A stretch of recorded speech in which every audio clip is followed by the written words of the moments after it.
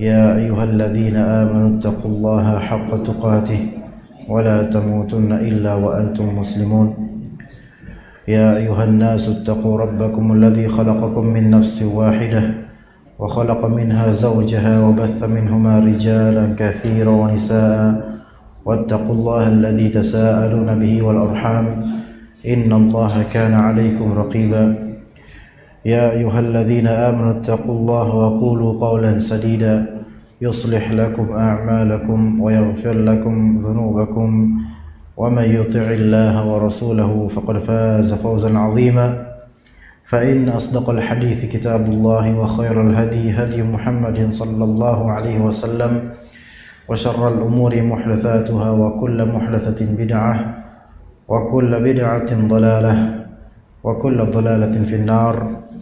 Amma ba'd, jemaah sekalian yang dirahmati oleh Rabbil Alamin, kembali kita lanjutkan kajian kitab Al-Qawlul Mubin fi Munkaratil Janaizi wal Ma'atim wa Dawri Dafnil Mauta wa Ta'bin, yang mana kitab ini dikaryakan oleh Syekh Masyhur Al-Salman hafizahullah ta'ala. Kali ini kita lanjutkan pembahasan mengenai kemunkaran tata'allaqu bid-dafni wa tawabi'ih, yaitu kemungkaran yang berkaitan dengan penguburan dan hal-hal yang menjadi ikutan terhadap dafn, yaitu penguburan.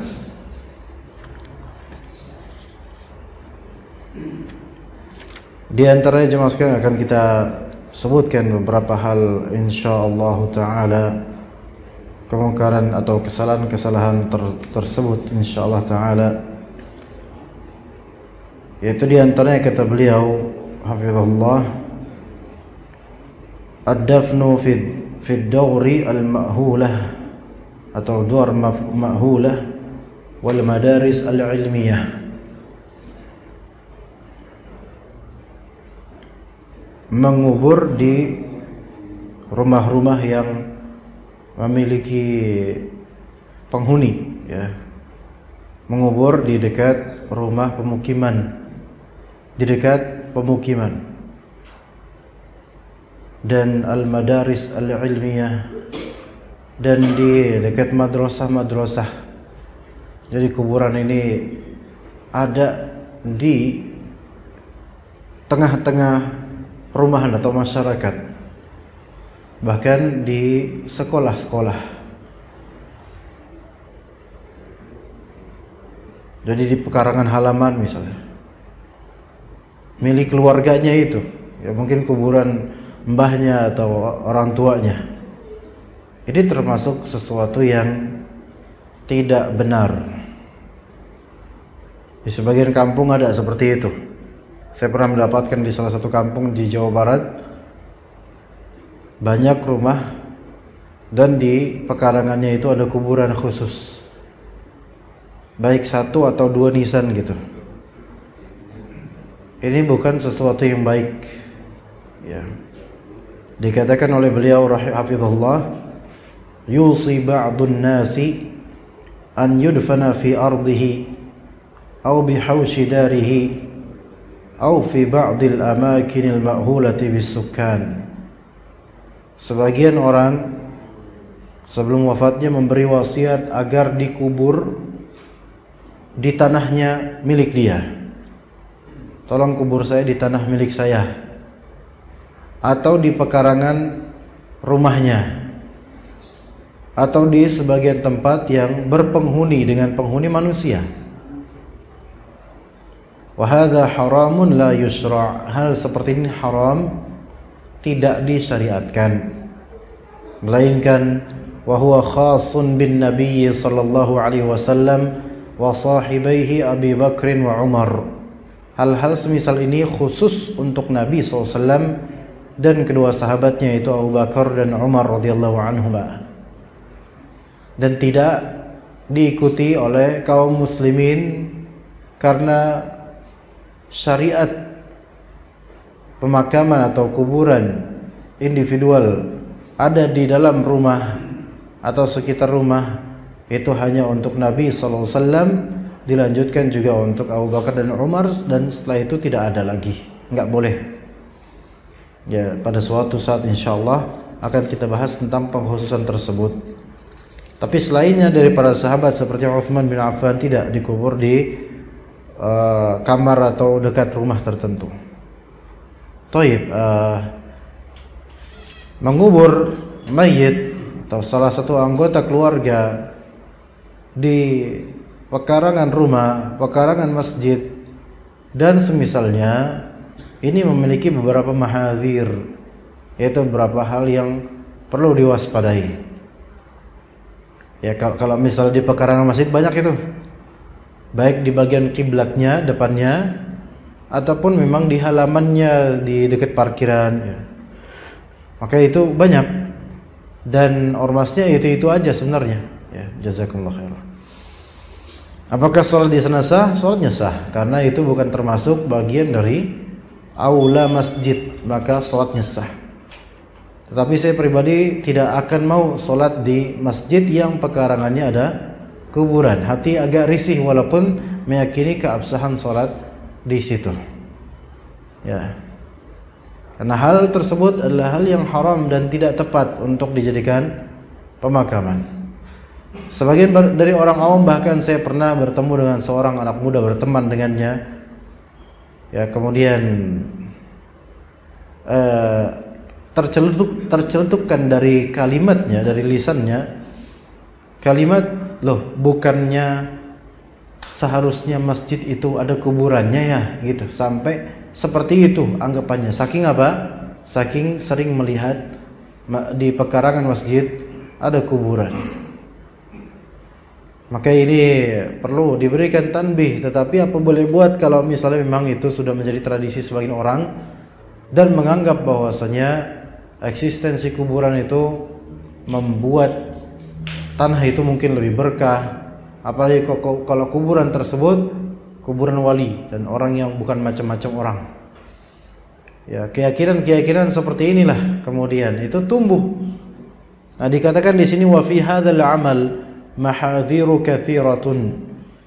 Di perbuatan seperti ini, yaitu mengubur mayit di pemukiman warga, di depan rumah, apalagi dalam rumah, depan masjid, dekat masjid, itu ada beberapa mara bahaya. Adzkuru minha, aku akan menyebutkan di antara mara bahayanya. Pertama, tajdidul huzni wastimraruh, memperpanjang kesedihan dan meneruskannya. Jadi karena mayit ini bukannya dibawa ke pemakaman umum yang jauh dari manusia, jauh dari pemukiman, malah ditaruh di pekarangan rumahnya. Ini akan membuat apa? Membuat kesedihan itu terperbaharui tiap hari ngelihat kubur mbahnya. Akan terus menerus sedih gitu. Dan wasyakwa al-jahalah wala siyama an-nisa al-humuma ila al-maqbur, dan dikhawatirkan orang-orang jahil terutama perempuan itu akan mengeluhkan kegelisahannya ke pihak yang dikubur. Apalagi kalau yang dikubur itu adalah tetuanya.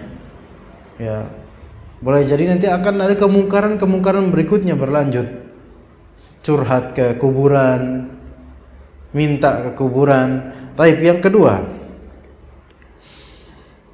di antara mara bahayanya, al-ba'ithu al-wasiyati ghaliban i'tiqadun fasidun min annahu ya'lamu ahwala ahlihi aw ya'nasu bihim. Faktor mengapa kok beberapa keluarga atau sebagian orang itu mengubur sanak keluarganya itu di dekat rumah atau pekarangan rumah atau semisalnya. Faktornya apa? Pemicunya apa? Pemicunya mungkin wasiat, dan wasiat tersebut, tolong wasiat, saya berwasiat agar saya dikubur di pekarangan rumah, gitu. Sebelum matinya bilang gitu. Dan karena keluarganya memahami kalau wasiat itu kan wajib ditunaikan, maka yuk kita tunaikan. ini perintah ada orang tua kita almarhum, maka ditunaikan. Tapi kenapa wasiat itu ada dari almarhum? Karena adanya i'tiqadun fasid, adanya keyakinan yang rusak, min annahu ya'lamu ahwala ahlihi wa ya'nasu bihim. Keyakinan bahwasanya nanti kalau saya mati dan dikubur dekat dengan family saya, maka saya akan mengetahui keadaan keluarga saya yang saya tinggalkan. Jadi saya bisa mengontrol mereka. Apa sempat mayit kayak gitu jemaah? Wallahi nggak bakal sempat dan memang tidak akan ditambahkan jemaah. Jadi mayit yang udah dikubur itu sudah tidak ada urusan dengan orang-orang keluarganya yang masih hidup. Tapi keyakinan ini memang masih ada di sebagian masyarakat kita, bahkan maupun masyarakat Arab. Jadi kalau misalnya babe dikubur di dekat kita, babe bisa tahu keadaan kita, keluarga kita, dari ada yang cekcoknya atau langgengnya dan seterusnya. Ini keyakinan yang rusak. Mayit nggak tahu. Dan keyakinan seperti ini kalau dipelihara, dibiarkan, maka akan menjurus ke keyakinan syirik berikutnya, atau menjurus ke keyakinan syirik, yaitu kalau mau melakukan sesuatu di keluarga, di rumah itu, maka hati-hati, kuburan babe ada di depan loh, hati-hati, ntar babe tahu gimana. Nah itu ya, atau bilang, mas jangan ceraikan saya, hati-hati kalau mas ceraikan saya, tuh di depan ada saksinya kuburan babe. Sehingga hati itu terpaut pada yang gaib selain Allah Azza wa Jalla. Jadilah syirik gara-gara keyakinan rusak itu. Atau meyakini bahwasanya kalau misalnya mayit itu dikubur dekat dengan rumahnya, itu akan ya'nasu bihim, akan berkasih sayang, memadu kasih dan dekat dengan keluarga yang telah dia tinggalkan. Ini kan lucu juga. Lah terus apa gunanya mati kalau ujung-ujungnya deket-deketan lagi? Lalu apa gunanya mati itu apa gitu loh? Kalau deket-deketan lagi itu gunanya apa? Tetap deket pak, gitu misalnya.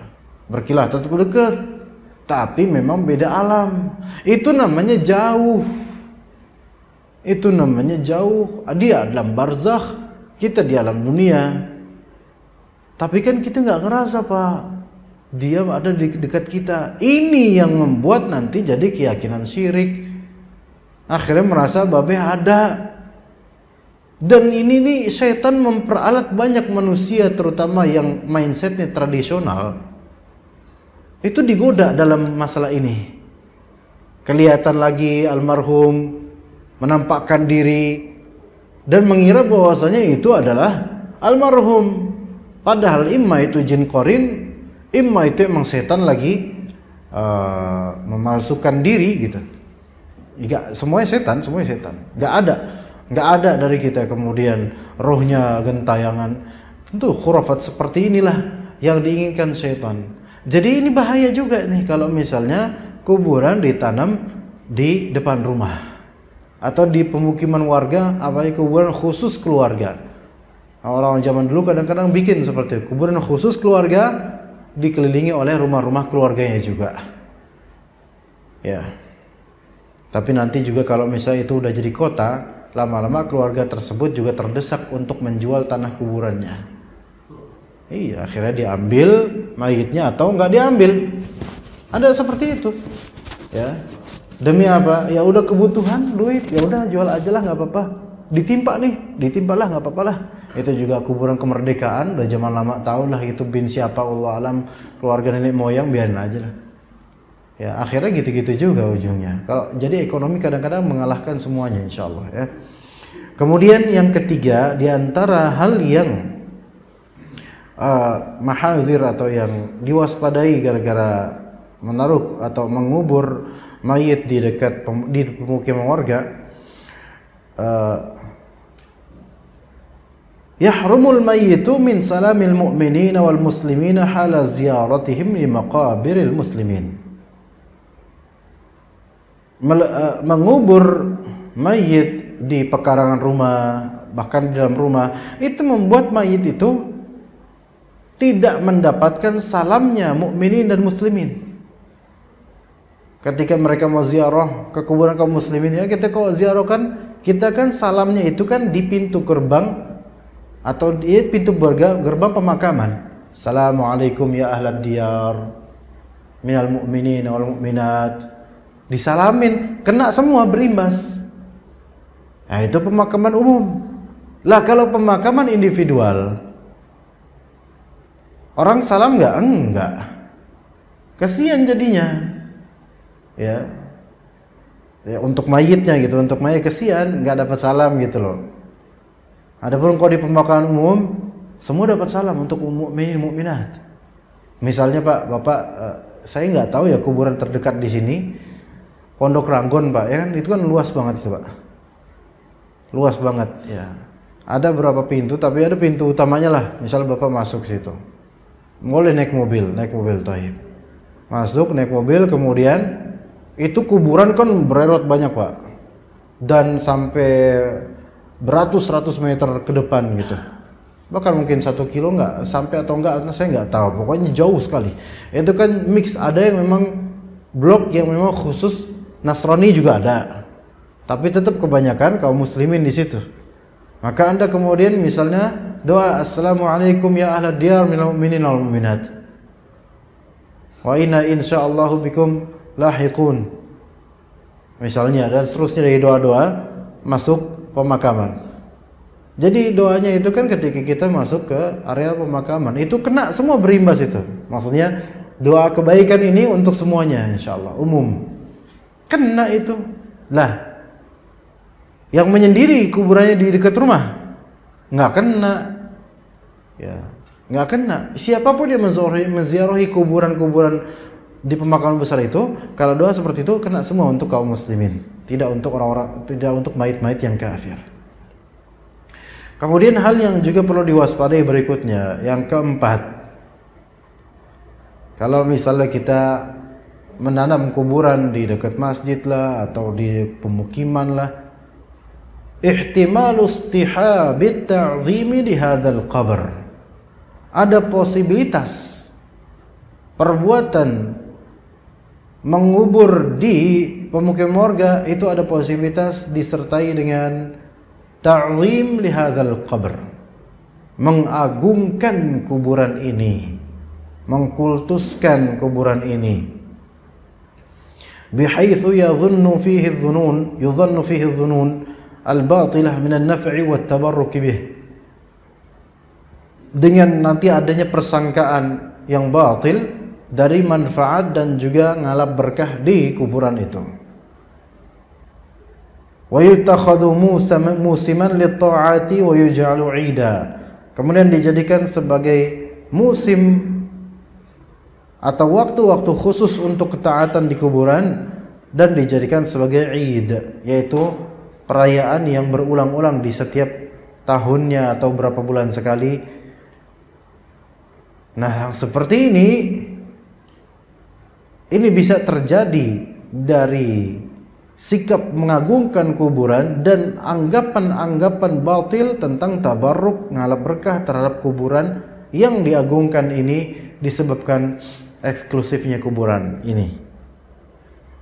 Ya, makanya walaupun di pemakaman umum haram mengeksklusifkan, mengkhususkan kuburan fulan tertentu, entah karena pangkatnya, entah karena hartanya, entah karena nilai sosialnya dia di mata masyarakat, atau karena tokohnya dia, dan apapun, karena apapun, tidak boleh terbedakan.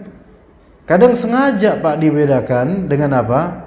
Dengan rumah, dengan lampu-lampu, penerangan siraj atau suruj, penerangan-penerangan, dengan penjagaan dan pengawalan. Siapapun itu, dalam pemakaman umum tidak boleh ada yang terbedakan. Ya, karena di pembedaan ini berarti pasti ada yang namanya ta'zim, mengagungkan kuburan khusus ini. Dan di balik ta'zim itu nanti akan ada apa berikutnya konsekuensinya? akan ada anggapan-anggapan batil, baik dari segi manfaat ataupun dari segi tabarruk, ngalah berkah. Orang awam yang haus akan kesyirikan itu akan melihat ke kuburan-kuburan seperti ini pasti spesial nih kuburannya. Ini koleksinya pasti bagus, sinyalnya bagus nih kuburan yang ini karena ini beda. Apalagi kalau ditambah embel-embel dia adalah anaknya Kiai Fulan, dia adalah Gus Fulan, dia adalah Habib Fulan. Beda nih kayak doa di sini nih sinyalnya kuat nih. Keyakinan seperti inilah kemudian dia bertabaruk deh. Gara-gara apa? Pengkhususan. Maka sama sih kita itu sebenarnya ya. Mau dikubur di teras rumah kek, mau dikubur di teras masjid kek, mau dikubur di pemakaman umum, pada hakikatnya semua tuh sama. Kembali ke Allah dan juga tergantung bagaimana amalnya di dunia. Mau ditaruh di pekarangan masjid, kalau emang dia fasik, rusak orangnya, ya nasibnya bakal jelek. Jadi nggak ngaruh tanah dan kontur kuburan dan dekat sama apa itu nggak ngaruh kalau amalannya jelek.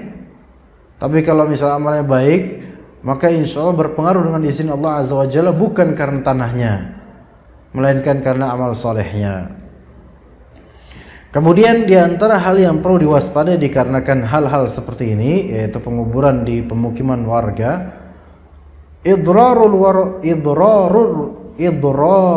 warathati wal jiran. Mengubur di pemukiman atau di tempat yang di situ ada rumah-rumah, di antara madaratnya memberikan madarat kepada ahli waris dan juga tetangga. Memberi madarat pada ahli waris dan juga tetangga. Bagaimana itu bisa terjadi, jemaah? Karena ahli waris, jadi kan gimana pekarangan ya, pekarangan rumah nih ya. Meninggal itu bapaknya, dikuburkan di pekarangan rumah. Kan Pak ya? Pekarangan rumah berapa sih Pak? Ya pokoknya misal rumah dengan pekarangannya semuanya itu anggaplah 50 kali 50 meter lah, anggaplah aja simpelnya gitu aja Pak. Rumah dengan pekarangannya itu tanah itu semua 50 kali 50. Meninggal bapak pemilik rumah ini, anak-anaknya banyak. Maka kemudian akhirnya apa? Kan jadi harta warisan ini untuk anak-anaknya dan untuk istrinya bapak yang meninggal ini. Tapi ditaruh di pekarangan rumah itu, kuburan bapaknya tuh, dikubur di situ. Nah, ahli waris ini kan bagi-bagi ya setelah wafatnya bapak. Ya, untuk laki-laki lebih besar 2 kali lipat dibandingkan perempuan. Thayyib. Masalahnya sekarang kan dibagi-bagikan ini bukan harta liquid, bukan harta cair, melainkan harta yang sifatnya material, kebendaan padat gitu loh. Ada sertifikatnya. Dan namanya warisan ini yang perlu diperhatikan jemaah. Ketika warisan itu bukan harta liquid, bukan harta cair, melainkan dia properti yang padat. Ya. Itu pembagian hak itu tidak menunggu sampai ada yang beli. Ini yang terjadi kesalahan banyak keluarga. Udah nggak usah mikirin itu lah. Ntar kalau ada yang beli baru kita bagiin, kita pikirin. Salah itu. Bahkan sejak awal hari pertama kematian atau hari kedua mungkin biar nggak terlalu sibuk, itu sudah harus dibincangkan dan dibagi-bagi. Iya, harus dibincangkan dan dibagi-bagi. Dan lebih afdol dibaginya langsung bagian per potong-potong, bagiannya bagian mana. Karena ini kayaknya kalau dijual itu nggak bisa kayaknya. Maka langsung dibagi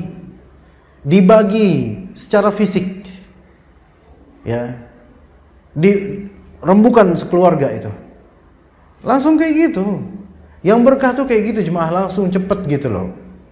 Enggak nunggu nanti, nunggu basa-basi ini dan nunggu pisah dulu kemudian untuk riung ngeriung lagi, lama lagi, tahun depan lagi dan seterusnya. Nggak berkah itu, nggak berkah. Jadi langsung dibagi secara fisik karena nggak bisa langsung dicairkan ini jadi duit, ya nggak bisa langsung dijual. Nah sekarang bagian yang ada kuburannya, siapa yang dapat? Gitu kan? Yang dapat yang bungsu akhirannya, harus ngalah. Kamu harus ngalah lah. Ya udah nggak apa-apa, saya dapat yang bagian yang apa? Yang ada kuburan babe. Taib. Itu berarti tanah milik siapa sekarang? Milik si bungsu. Kemudian si bungsu ini langsung melakukan nabsul qabr, yaitu membongkar kuburan dan mayitnya almarhum itu dialokasikan ke pemakaman umum. Boleh atau tidak pertanyaannya? Ayo Pak. Boleh. Karena tanah itu sudah menjadi hak si bungsu. Boleh, iya boleh. Marah keluarga yang lain, dasar anak kurang ajar. Lah, iya, kau kurang ajar? Ini kan hak tanah saya. Tapi itu kan kuburan bapak kita semua. Siapa suruh ngasih ke saya? Hak saya dong. Saya nggak mau di kuburan dia, saya nggak mau di tanah milik saya ada bapak, ada mayitnya, nggak mau. Ntar kalau saya jual ada mayitnya dianggap keramat lagi, repot dah. Nah kan gitu. Nah jadi cekcok nanti. Nah itu gara-gara apa?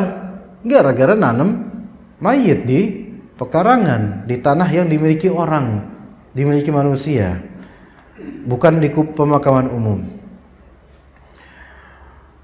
Makanya dikatakan wa qad yatarrul warathah min nabsil qabr, bisa saja ahli waris yang dapat warisan di tanah tersebut dia kemudian akan mengangkat kuburan itu, ya.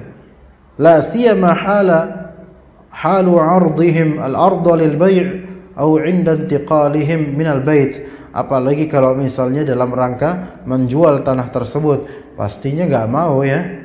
Dijual tanah spek sekian meter kali sekian meter tapi ada mayat di dalamnya. Siapa yang mau beli Pak kayak gitu Pak? Orang udah takut duluan, ada mayat di dalamnya, pamali nanti. Nah orang mikirnya kayak gitu jadinya.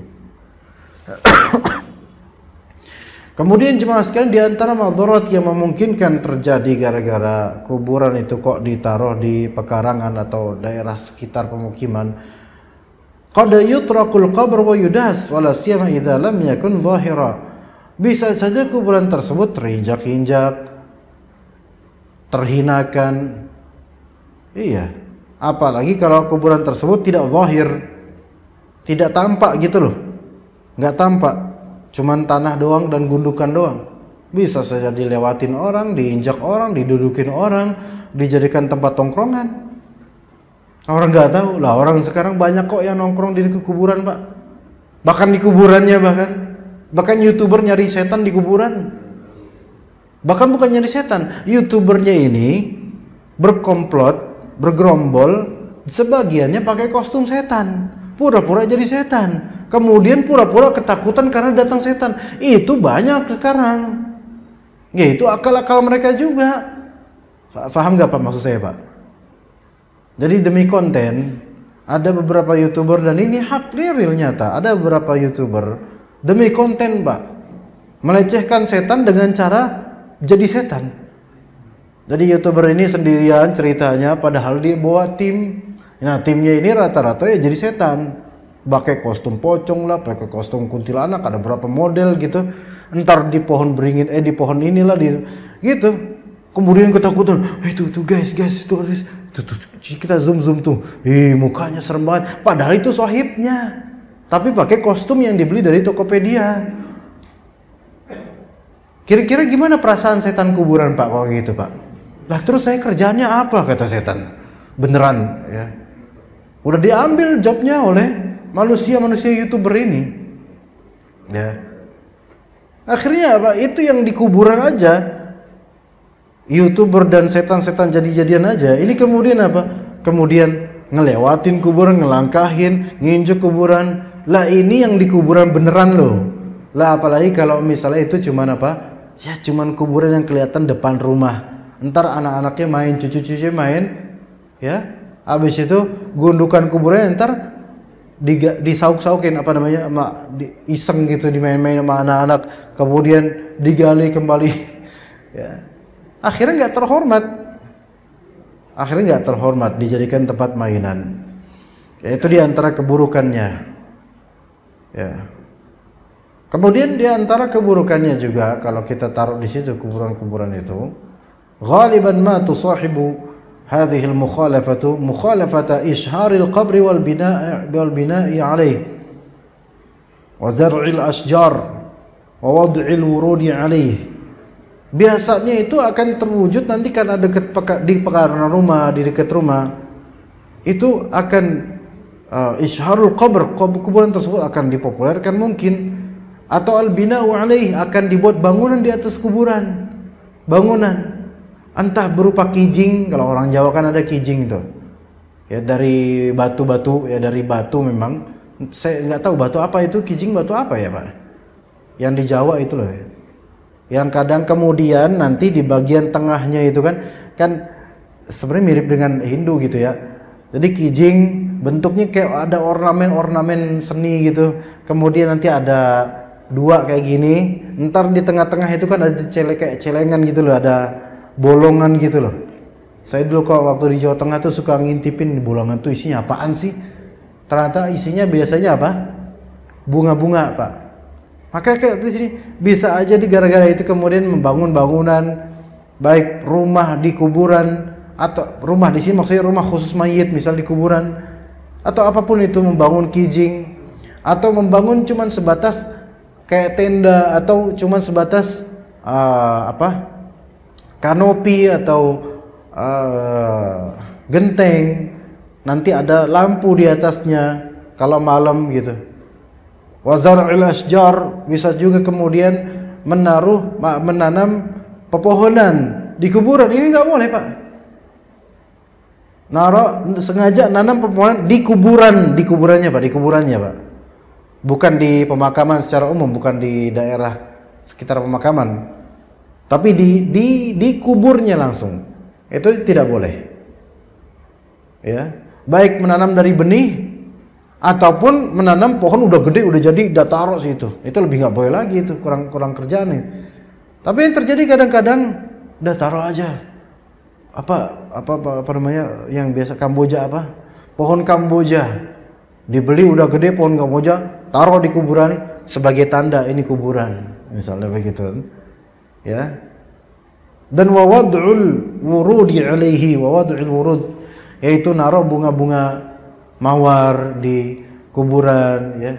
Itu gara-gara apa? Dekat dengan pemukiman atau di depan rumah persis. Ya. Dan yang paling penting dari pelanggaran itu adalah, yang paling penting yang disebut sebagai pelanggaran ini adalah bahwasanya fi hadzal fi'il mukhalafatan lima kana alaihi as-sahaba wa tabi'una wa tabi'uhum. Perbuatan ini menyelisihi apa yang terwujud di kalangan sahabat, tabi'in, tabi'ut tabi'in. Mereka enggak melakukan itu. Maka dikatakan oleh Al-Buhuti dalam kitab Syarh Muntaha Al-Iradat, "Wa man wassa bidafnihi bidarin fi milkih aw fi ardihi fi milkih dufina ma'al muslimina li'annahu yadurru bil warathah." Barang siapa di antara bapak-bapak ini ada yang mewasiatkan agar boyo saya nanti dikubur di tanah milik saya, atau saya dikubur di tanah fulan yang milik fulan, maka dufina ma'al muslimina, maka hendaklah dia itu dikubur, bapak-bapak ini dikubur di mana? Di pemakaman kaum muslimin. Enggak di tanah fulan, enggak di tanah fulan, tapi di pemakaman kaum muslimin. Kenapa?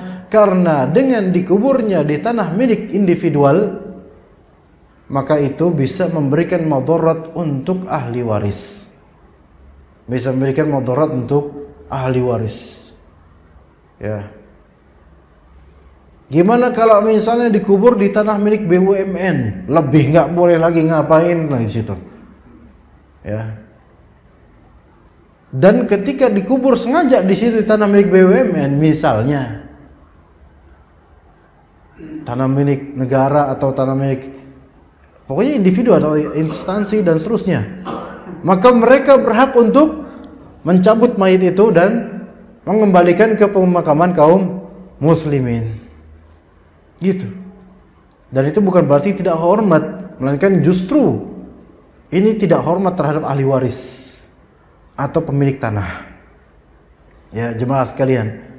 Ya, saya nggak tahu apakah di antara jemaah, kalau di sini saya yakin nggak ada ya, di perumahan nggak ada kayak gitu ya.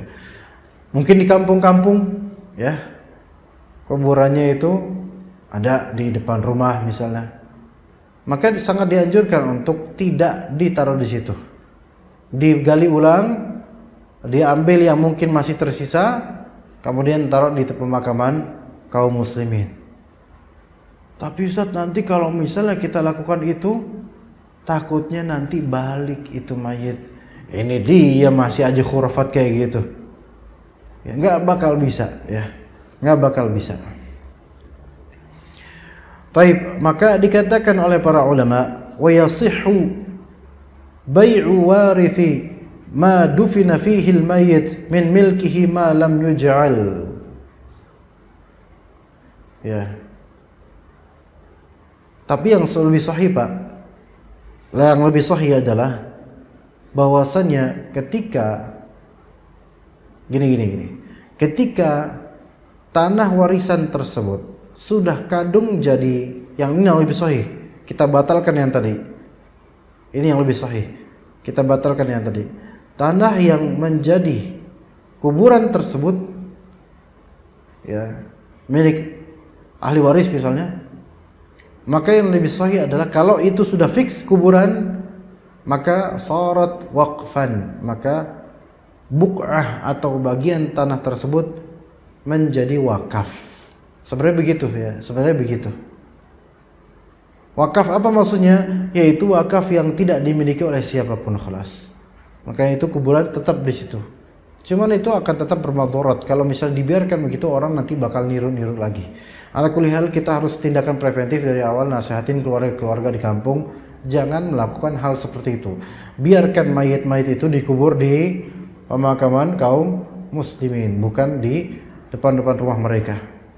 Ya. Taib. Kemudian di antara pelanggaran yang berkaitan dengan pemakaman atau dafn, penguburan, yaitu ad-dafnu fi qabrin yujahhizuhu al-mayyitu fi hayatihi bil hafri wa ta'abbadallah atau wa ta'abbudullahi bidzalik.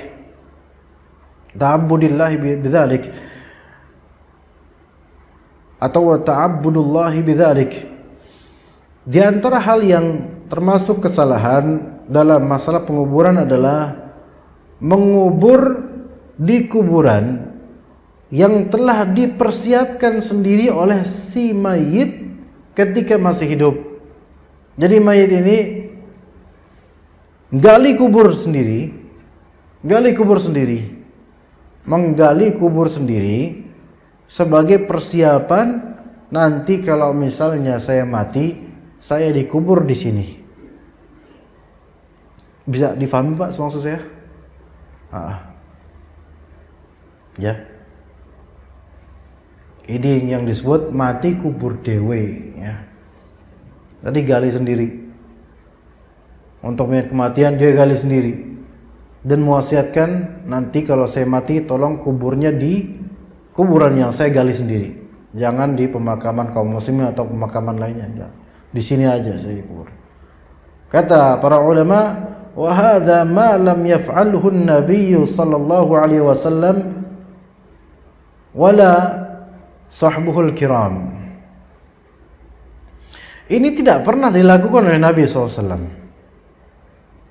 Tidak pernah dilakukan oleh para sahabatnya yang mulia, nggak pernah. Berkata Syekhul Islam Ibn Taimiyah rahimahullah, wala yustahabbu lirrajuli an yahfira qabrahu qabla an yamut. Tidak dianjurkan untuk seseorang mengubur kuburannya sendiri sebelum dia mati. Enggak dianjurkan, enggak perlu hal kayak gitu. Kenapa? Fa inna an-nabiy sallallahu alaihi wasallam lam yaf'al dzalika la huwa wala ashabu.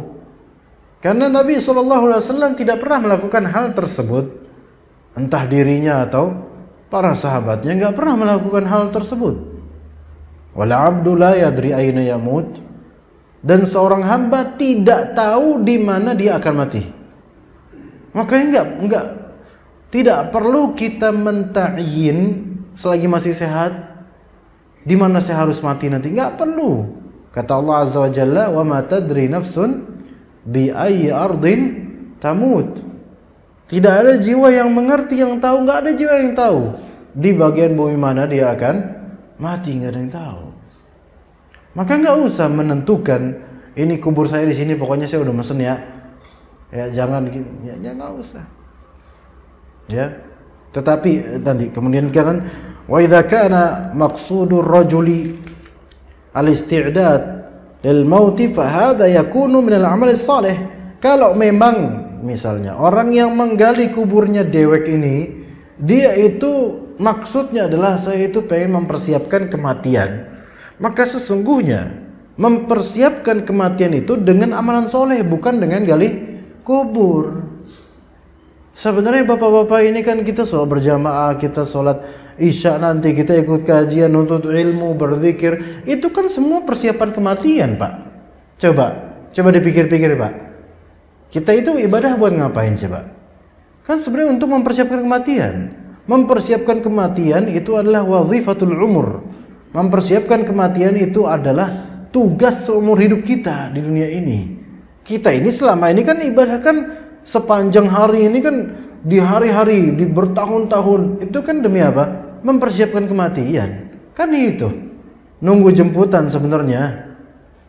Maka mempersiapkan kematian hakiki adalah dengan amal saleh, bukan dengan hal yang diada-adakan dan tidak ada syariatnya dalam Islam, seperti menggali kubur sendiri dan mengatakan ini nanti saya bakal kubur di sini. Ya. Lantas bagaimana ketika kita menghadapi riwayat-riwayat yang menunjukkan beberapa orang soleh terdahulu kok mereka melakukan hal seperti ini? Maka dikatakan walladzi uthira fi hadha as-sani'i an mutaqaddimi zuhadil Kufah. Adapun yang terasarkan, teriwayatkan perbuatan-perbuatan orang-orang tentang hal ini, yaitu menggali kuburan untuk persiapan kematian dirinya, itu biasanya dilakukan, itu banyak dilakukan oleh orang-orang mutaqaddim, orang-orang lampau dahulu di abad-abad 3, abad 4 Hijriyah, dari Zuhad al-Kufah, dari orang-orang yang sangat zuhud di daerah Kufah, daerah Persia. Orang-orang sangat zuhud, ya, kemudian melakukan hal-hal seperti ini yang tidak ada contohnya. Wal ghuluwu indahum ma'rufun fi dzalik. Dan sikap berlebihan orang-orang zuhad, ahli zuhud di Kufah, itu sangat ma'ruf ketika itu. Mereka itu memang orang-orang yang ghulu, berlebihan. Ya, wala yutaba'una alaihi. Mereka tidak pantas untuk diikuti karena memang mereka bukan ulama. Betapa banyaknya zuhad, ahli zuhud itu yang bukan ulama, yang kemudian mengadakan syariat-syariat baru. Ya demi apa? Demi zuhud lah, demi enggak ke dunia, demi akhirat. Tetapi kalau kita lihat orang paling zuhud Rasulullah sallallahu alaihi wasallam. Golongan yang paling zuhud para sahabat radhiyallahu anhum, dan mereka itu tidak hulu dalam masalah-masalah seperti ini. Ya. Ibnu Battal dalam kitab beliau syarah Sahih Bukhari, syarah terhadap Sahih Bukhari, Ibnu Battal mengatakan hafara qaumun minas salihin quburahum biaidihim liyumathilu hulul al-maut fihim. Suatu kaum dari orang-orang saleh, mereka menggali kubur dengan tangan mereka sendiri. Mereka gali kubur dengan tangan mereka sendiri. Entah ini maksudnya adalah dengan tangan langsung atau dengan sekop, tapi ya pakai tangan sendiri gitu loh, gali kubur sendiri. Untuk mereka itu merasakan bagaimana perasaan mayit, bagaimana mayit dan kematian itu. Maka kemudian Az-Zain Ibnul Munayyir kemudian mengkritisinya bahwasanya hal kayak gitu tidak pernah dilakukan seorang pun dari sahabat.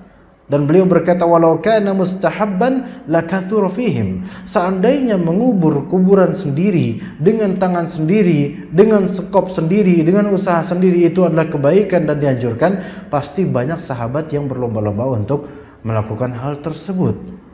Ibnu Hajar dalam Fathul Bari juga menyetujuinya. Iya, hal-hal seperti ini nggak ada dalam Islam. Ya, walaupun atas nama zuhud, zikrul maut dan semisal, enggak seperti itu caranya untuk mengingat kematian. Taib, insyaallah ba'da azan kita lanjut sedikit insyaallah taala. Sallallahu ala nabiyina Muhammad wa ala alihi washabbihi ajma'in. Baik, jemaah sekalian, jika ada pertanyaan dipersilakan Pak. Kalau ada pertanyaan, Pak. Silakan Pak. Zoom. Oh. Emang ada rekaman Pak kok Zoom, Pak? Hah? Oh, ada, dengan sendiri ada. Oh, saya baru tahu Pak, Masya Allah. Ya, taib. Alhamdulillah. Ya, silakan Pak.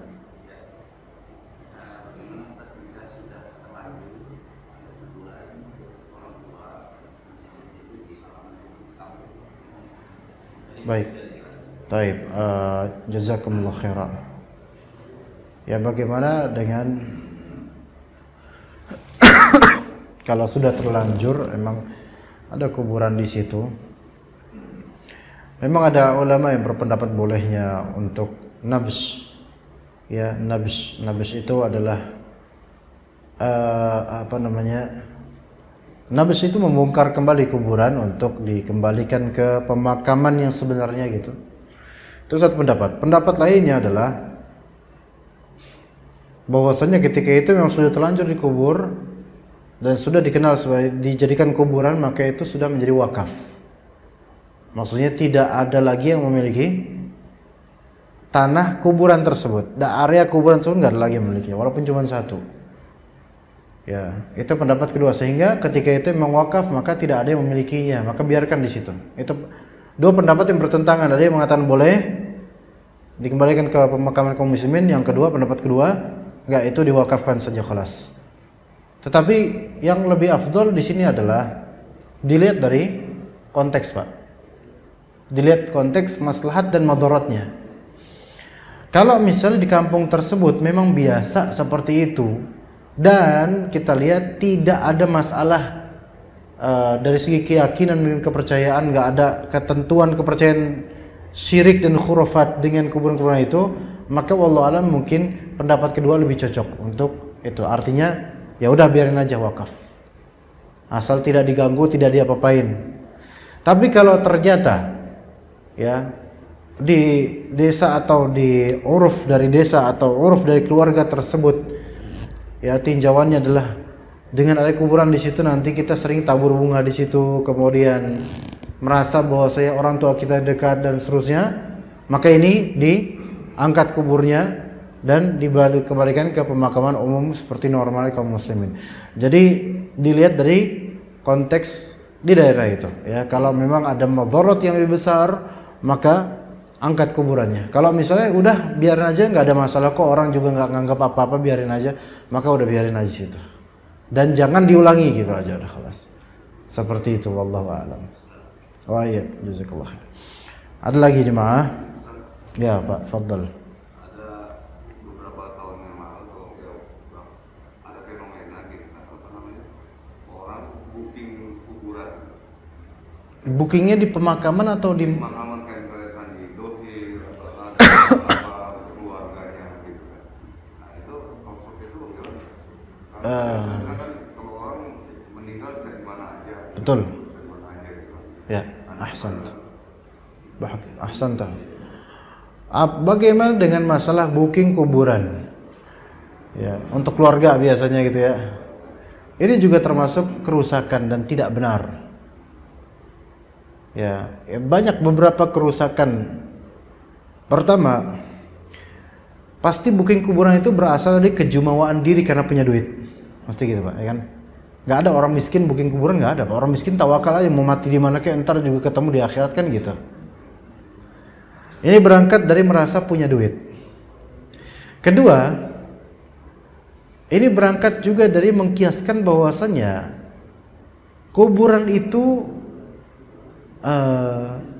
adalah rihlah yang dah gampang indah kok, nanti kita bareng-bareng kok di kuburan gitu loh. Jadi merasa nanti bakal bareng-bareng gitu loh di alam barzakh, kumpul lagi sama anaknya, bapaknya, ibunya, kayak gitu pikirannya mungkin ya. Dua itu, selain karena faktor duit, para punya doang, berangkat dari merasa bakal begitu ya. Dan yang ketiga juga mungkin merasa insecure, merasa tidak aman kalau sekiranya keluarga saya itu nggak dikubur bareng gitu loh. Intinya semua ini berangkat dari kejahilan, Pak. Seandainya kita tahu hakikat dunia, beliau-beliau yang booking ini tahu hakikat dunia itu nggak seberapa. Dia itu mau dikubur di manapun, itu yang penting kan amal soleh, bukan booking sana sini. Ya. Jangan pernah mengira bahwa saya dengan booking tempat itu bakal aman akhiratnya. Enggak menjamin, sama sekali enggak ada pengaruh, sama sekali enggak ada pengaruh. Enggak ada pengaruh. Ya, enggak ada pengaruh sama sekali. Bisa jadi bahkan yang keempat, booking tempat untuk kuburan keluarga boleh jadi itu berawal dari arogansi dan gengsi. Dan ini sesuatu yang sebenarnya bertentangan sekali dengan hakikat kematian. Kematian itu bukan suatu perhiasan sehingga harus pakai booking-bookingan dan ini keluarga ini kuburan khusus keluarga ini. Enggak begitu konsepnya. Karena itu enggak bakal ada manfaatnya, kecuali mungkin manfaatnya sebatas karena ini kuburan keluarganya Pak Sucipto misalnya. Oh, berarti nanti gampang ngedapetinnya. Mungkin itu manfaatnya kalau kita untuk ziarah. Tetapi itu cuma manfaat duniawiyah yang semua orang kita kan kalau ziarah pun nggak perlu kayak gitu, nggak masalah, Pak ya. Jadi booking kuburan ini ya, wallahu alam, saya kira akadnya tidak sah. Ya, karena berasal dari suatu kebid'ahan pemikiran. Jadi saya pikir wallahu alam akadnya tidak sah, bukan suatu darurat, bukan suatu maslahat juga. Jadi wallahu alam tidak sah. Dan tidak boleh pihak pengelola kuburan untuk menerima booking seperti itu. Kecuali mungkin Rasulullah SAW yang memang Allah perintahkan Nabi dimanapun mati, wafat, dikubur di tempat beliau wafat. Dan Allah takdirkan beliau wafat di kamarnya Aisyah, kamarnya beliau bersama Aisyah. Maka dikuburkanlah di situ.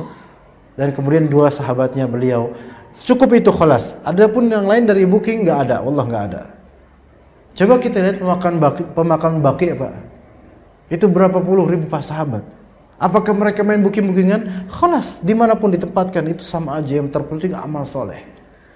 Begitu ya. Mohon jangan sampai kita ini punya keluarga ya ada sisi arogan gitu loh. Karena punya uang saya booking ini. Enggak ada manfaat Pak uang Anda. Enggak ada manfaat dengan booking itu, enggak ada.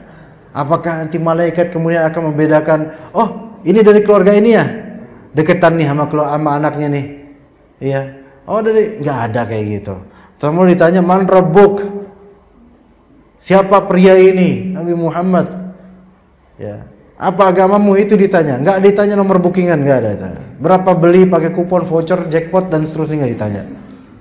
Ya, jadi saya cukup sampai sini aja insyaallah. Wassallallahu ala nabiyina Muhammad wa ala alihi wa sahbihi ajma'in. Subhanakallahumma bihamdika asyhadu an la ilaha illa anta astaghfiruka wa atubu ilaik. Wassalamu alaikum warahmatullahi wabarakatuh.